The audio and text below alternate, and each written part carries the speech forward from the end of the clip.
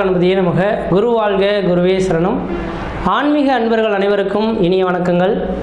நம்ம இந்த வீடியோ மூலியமாக 2024ஆம் ஆண்டிற்கான ஜூன் மாத ராசி பலன்களை பார்க்க இருக்கிறோம். குறிப்பாக இந்த வீடியோவானது பார்த்தீங்க அப்படின்னாக்கா மீனராசிக்கான வீடியோ. இந்த மீனராசி அன்பர்களுக்கு ஜூன் மாத கிரகநிலை ஆராயும் போது உங்களோட ராசிநாதன் சொல்லக்கூடிய கிரகமானது ராசிக்கு 3ஆம் இடமான முயற்சி ஸ்தானத்தில் விட்டிருக்கிறார். அந்த 3ஆம் இடத்துல பார்த்தீங்கன்னாக்கா ஒரு கிரகம் 2 கிரகம் கிடையாதுங்க, 4 கிரகங்கள் இந்த மாதத்தின் தொடக்கத்தில் இருக்குது. சூரியன், புதன், குரு, சுக்கிரன் 4 கிரகமும் சம்மந்தப்பட்டிருக்குங்க. எப்பொழுதுமே ஒரு ஜாதகத்தில் 3, 6, 8, 12ஆம் இடங்கள் மறைவு ஸ்தானங்கள்னு சொல்லுவாங்க. அப்போ 3ஆம் இடத்துல மறைந்து போச்சுன்னா இது கிரகங்கள் மறைந்து போச்சுன்னு எடுக்கக்கூடாதுங்க. 3ஆம் இடம் வெற்றி ஸ்தானம் அப்படின்னு சொல்லக்கூடிய அமைப்புங்க. ஒரு மனிதனுக்கு 3ஆம் வீட்டு அதிபதியும் 3ஆம் இடத்தில் உள்ள கிரகங்களும் மிக வலிமையான இருந்துருச்சு அப்படின்னாக்கா அந்த மனிதன் உழைக்கவே தேவை அவசியம் கிடையாது. அவனை சுற்றி நபர்கள் சூழ்ந்து கொண்டே இருப்பாங்கன்றவிதிங்க. அவன் எங்கே போனாலும் அவர் கூடயே சுற்றி இருக்கக்கூடிய காலகட்டம் உருவாகும். அந்த மனிதரின் தொடர்புகள் இந்த உலகத்துக்கு பயனுள்ளதாக இருக்குன்றவிதிங்க. அப்போ அரசாளக்கூடிய நபர்களுக்கு எல்லாமே இந்த 3ஆம் அதிபதினு சொல்லக்கூடிய கிரகம் மிகப்பெரிய வலிமை பெற்றிருக்குங்க. அந்த அமைப்புகள் உங்களோட சுய ஜாதகத்தில் இருக்குதோ கிடையாதோ, இந்த வருட காலகட்டத்தில், இந்த மாத காலகட்டத்தில், இந்த ஜூன் மாத அமைப்பில் பார்த்தீங்கன்னாக்கா இந்த 3ஆம் அதிபதியும் அதே வீட்டில் ஆட்சி பலம் பெற்று ராசிநாதனும் சேர்ந்து இருக்கக்கூடிய காலகட்டத்தினால இந்த மீனராசி அன்பர்களுக்கு இந்த ஜூன் மாத கிரகநிலையானது மிகப்பெரிய ஒரு வளர்ச்சிக்கான காலகட்டங்கள். நீங்கள் எது செய்தாலும் தொடங்கக்கூடிய காலகட்டங்கள், நினைச்சது சாதனை பண்ணக்கூடிய காலகட்டங்கள், குடும்பத்தில் ஒரு சுப நிகழ்ச்சிகள் செய்வதற்கும், சுபகாரியங்கள் செய்வதற்கும், வீடு முனைவாசல் வாங்குவதற்கும், வீடு முனைவாசல் கட்டுவதற்கும், குடிபெயர்த்துக்கும், குலதெய்வத்துக்கு செய்ய வேண்டிய சடங்குகள் செய்கிறதுக்கும் ஒரு உன்னதமான காலகட்டம் தொடர ஆரம்பிச்சிருச்சு. அதே போல் பார்த்தீங்கன்னாக்கா இந்த மாதத்தின் தொடக்கத்திலேயே உங்கள் ராசியிலேயே ராகு பகவானும் 7ஆம் இடத்துல கேது பகவானும் உட்கார்ந்துருக்கார். ராசியில் ராகு 7ல் கேது இருக்கக்கூடிய காலகட்டத்தில் கணவன் மணி உறவுகளை கொஞ்சம் விட்டு கொடுத்து போகணும்னு மட்டும் தெளிவாக சொல்ல விரும்புகிறேங்க. ஏன்னா 7ஆம் இடத்துல கேது இருந்தால் கணவன் மணி உறவுகளை கொஞ்சம் பாதிக்கப்படுன்றீங்க.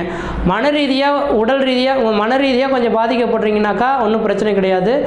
மன ரீதியாக கணவன் மணி உறவுகள் சிறப்பாக தான் இருந்துகிட்ருக்கோனாக்கா உங்களுக்கு உடல் ரீதியாக பிரச்சனைகள் ஏற்பட்டு மருத்துவ செலவுகள் வரலாம்.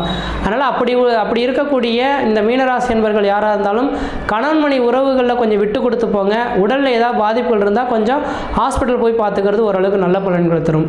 அதே போல் 2ஆம் இடத்துல செவ்வாய் சொந்த வீட்டில் ஆட்சி பலம் பெறுகிறார். அப்போ தனாதிபதி தனஸ்தானத்தில் ஆட்சி பெறக்கூடிய காலகட்டத்தில் தன பிரச்சனைகளுக்கு ஒரு தீர்வு ஏற்படுத்தக்கூடிய காலகட்டம் உருவாகும். ஏன்னா இந்த மாத காலகட்டத்தில் வெகு நாட்களாக கொடுக்காத பணம் எதுவாக இருந்தாலும் உங்கள் பையை நோக்கி வரக்கூடிய காலகட்டம் இந்த 2ஆம் இடத்துல குரு செவ்வாய் பகவான் உட்காந்துருக்கனால வருன்றவிதிங்க. யார்கிட்டயா பணங்காசுகள் கொடுத்துட்டேன் சார், வெகு நாள் ஆச்சு, பணங்கள் வரல, இது திரும்ப கிடைக்குமா அப்படின்னு எண்ணக்கூடிய நபர்கள் யாராக இருந்தாலும் இந்த மாத காலகட்டத்தில் அந்த பணம் திரும்ப கிடைக்கிறதுக்கான வாய்ப்புகள் உண்டு. அதே போல் உழைப்பின் மூலியமாக வரக்கூடிய பணங்களும் உங்களுக்கு அதிகமாக கிடைக்கிறதுக்கான வாய்ப்புகள் உண்டுன்றவிதிங்க. அப்போ தன பிரச்சனைகளுக்கு தீர்வு ஏற்படக்கூடிய மாதமாக இந்த ஜூன் மாத கிரகங்கள் இருந்துட்டு இருக்கு. அதே போல் 3ஆம் இடத்துல சூரியன், புதன், குரு, சுக்கிரன் இந்த 4 கிரகங்கள் சம்பந்தப்படுறதுனால 3ஆம் இடம் சார்ந்த விஷயங்கள், உங்கள் இளைய சகோதரத்தினால உங்களுக்கு ஆதாயங்கள் பெறக்கூடிய காலகட்டம் உருவாகும். அதே போல் சமுதாயத்தில் உங்களுக்குன்ற மதிப்பு, மரியாதை, கௌரவம், அந்தஸ்து, புகழ் உருவாகக்கூடிய காலகட்டம் உருவாகும். எடுக்கக்கூடிய முயற்சிகள் எல்லாமே வெற்றி பெறக்கூடிய காலகட்டம் உருவாகுன்றவிதிங்க. அதே போல் இந்த மாத காலகட்டத்தில் 3ஆம் இடம் ரொம்ப வலிமை பெற்று உட்காந்துருக்கனால ஊரை விட்டு வெளியூர், வெளிமாநிலம், வெளிநாடு கிளம்பணும்னு நீங்கள் ஆசைப்படுறீங்கன்னா இந்த மாத காலகட்டத்தில் முயற்சி எடுத்துனாக்கா கண்டிப்பாக கிளம்புறதுக்கான வாய்ப்பு உண்டு. ஒரு நிறுவனத்தில் வேலை கிடைக்கணும்னு நீங்கள் போய் அப்ளை பண்ணுறீங்கன்னா கண்டிப்பாக அந்த நிறுவனம் உங்களை கூப்பிட்டு அப்போ இந்த தொழிலுக்கு நீங்கள் தான் சரியான நபராக இருப்பீங்க, வாங்கன்னு தூக்கி வேலை கொடுக்கறதுக்கான வாய்ப்புகள் உருவாகும். அரசாங்க உத்தியோகத்துக்காக எதிர்பார்த்து காத்துறீங்கன்னா உங்களை அரசாங்க உத்தியோகம் உங்களை தேடி வரதுக்கான வாய்ப்புகள் இருக்கிறதுக்கான வாய்ப்புகள் உண்டுன்றவிதிங்க. அப்போ எல்லா விதத்துலையும் பார்த்தீங்க அப்படின்னாக்கா இந்த மாதத்தின் தொடக்கத்திலே உங்களுக்கு சாதகமான சூழல்கள் இருக்கிறத பார்க்க முடியுதுங்க. அதே போல் 12ஆம் இடத்துல சனி பகவான் உட்கார்ந்துருக்கார். ஒரு ஜாத்திரை 3, 7, 9, 12ஆம் இடத்துல கிரகம் நின்று அவனோட தசாபத்தி நடந்ததுனாக்கா அந்த ஜாதகம் ஊரை விட்டு வெளியூர், வெளிமாநிலம், வெளிநாடு சென்றே தேர்வுன்றீங்க. அப்போ 12ஆம் இடத்துல சனி சொந்த வீட்டில் ஆட்சி பலம் பெற்றதுனால வெளிநாட்டு வாய்ப்புகள் இருக்கக்கூடிய மீனராசி அன்பர்களுக்கு வெளிநாட்டுக்கான வாய்ப்புகளை முயற்சி எடுத்து பாருங்க. இல்லை சார் அப்பப்போ தான் போயிட்டு வரலான்னு இருக்கோம், வாய்ப்புகள் கிடைக்குமானா அந்த விதிகளுக்கும் இந்த நேரத்தில் வாய்ப்புகள் இருக்கிறத பார்க்க முடியுதுங்க. அதே போல் வெகு நாட்களாக திருமணமாகாத நபர்கள் யாராக இருந்தாலும் இந்த மாத காலங்களில் திருமணத்துக்கான வாய்ப்புகள் கூடி வரும். ஏன்னா 7ஆம் அதிபதி ராசிநாதனோட தொடர்பு பெறார் இல்லையா. அப்போ 7ஆம் அதிபதி ராசிநாதனோட தொடர்பு பெற்றால் திருமணமாகாத நபர்களுக்கு திருமண வாய்ப்புகளும், குழந்தை பேர் இல்லாத நபர்களுக்கு குழந்தை பேர் உருவாகுன்றீங்க. ஏன்னா 5ஆம் அதிபதி சந்திரன் லக்னகேந்திரம் ஏறி உட்காந்துருக்காருங்க. அதனால் இந்த நேர காலகட்டத்தில் குழந்தை இல்லாத தம்பதிகளுக்கு குழந்தை பேர் பெற்றெடுக்கக்கூடிய காலகட்டமும் உருவாகுன்றீங்க. அடுத்ததாக பார்த்தீங்கன்னா வெளிநாட்டு வாய்ப்புகள் உங்களை தேடி வரும். உடல் ரீதியாக பிரச்சனைகள் இருந்தால் உடனே போய் ஹாஸ்பிட்டல் போய் பார்த்துங்க. உடல் பிரச்சனைகள் கொஞ்சம் இருக்க தான் செய்யும்.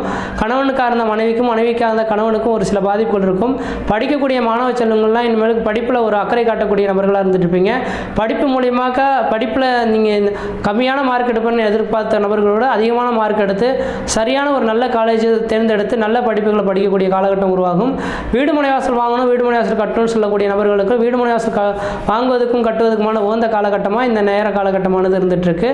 இந்த நேர காலகட்டத்தில் பார்த்தீங்கன்னாக்கா எனக்கு தெரிஞ்சளவு வீடு கட்டணும்னு நினச்சிங்கனாக்கா வைகாசி மாதம், ஆவணி மாதம், கார்த்திகை மாதம், மாசி மாதம் இந்த 4 மாதங்கள் மட்டும்தான் ஸ்திர மாதங்கள்.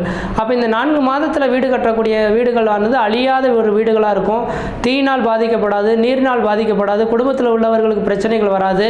அதே போல் பார்த்தீங்கன்னாக்கா எந்த விதத்தையும் குறைகள் இல்லாத ஒரு வீட்டு மனை கட்டக்கூடிய அமைப்புகள் உருவாகும். ஒரு வருடத்துக்குள்ளாரே கட்டி முடிக்கக்கூடிய அமைப்புகள் உருவாகுன்றீங்க. ஒருவேளை வீடு மனை வாசல் கட்டணும்னு நினைக்கக்கூடிய மீனராசி அன்பர்களாக இருந்தால் இந்த மாதத்தில் வரக்கூடிய வைகாசி மாதத்தன்று வீடு மனை வாசல் கட்டுவதற்கான முயற்சி எடுத்தீங்கன்னா ஓரளவுக்கு வெற்றி பெறக்கூடிய காலகட்டம் உருவாகுன்றீங்க. அப்போ எல்லாம் சுற்றி பார்க்கும்போது தன்னோட முயற்சியின் விளைவாக இந்த மாத காலகட்டமானது வளர்ச்சிகள் பெறக்கூடிய காலகட்டமாக இருந்துட்டு இருக்கு. முயற்சி எடுக்கிறது உங்களோட அறிவின் திறமை என்றீங்க. ஆனால் என்னதான் இந்த கோச்சார ரீதியான கிரக நிலையாக இருந்தாலும் உங்களோட சுய ஜாதகன்றது ஒன்று பேசணும்லவா? ஏன்னா கோச்சார ரீதியான கிரக நிலையங்கள் 35% பலன்களை தரும். உங்களோட சுய ஜாதகன்றது மீதமுள்ள 65% பலன்களை தரும்ன்றீங்க.